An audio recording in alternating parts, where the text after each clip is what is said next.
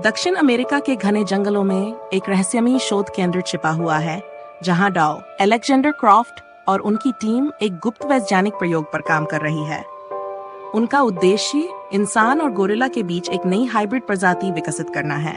एक ऐसी प्रजाति जो इंसानों से ज्यादा ताकतवर और गोरिल्लों से ज्यादा बुद्धिमान हो।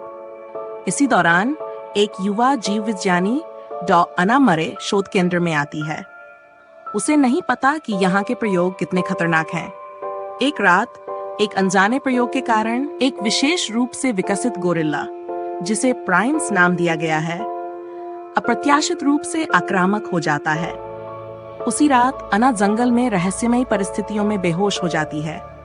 जब वह होश में आती है तो उसे अपने साथ कुछ भयावह घटित होने का एहसास होता है। कुछ हफ्तों बाद अना को पता चलता है कि वह गर्भवती है, लेकिन बच्चे का विकास असामान्य रूप से तेज हो रहा है। जब उसने अपनी मेडिकल रिपोर्ट देखी तो उसे एहसास हुआ कि यह बच्चा पूरी तरह इंसानी नहीं है। जैसे जैसे अना का गर्भ बड़ा होता है, उसके अंदर अजीब बदलाव आने लगते हैं। उसकी ताकत बढ़ जाती है, उसकी इंद्रियां तेज हो जाती हैं और उसे बार बार जंगल की तरफ खिंचाव महसूस होता है।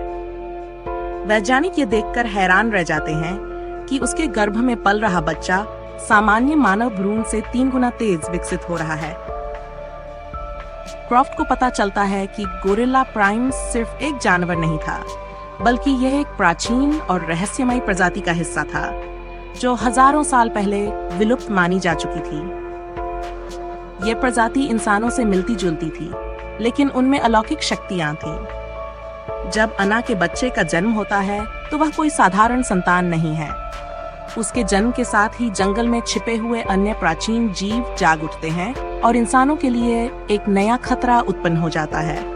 अंत में अना खुद भी बदलने लगती है। उसके अंदर कुछ ऐसा जाग रहा है जो इंसानी नहीं है।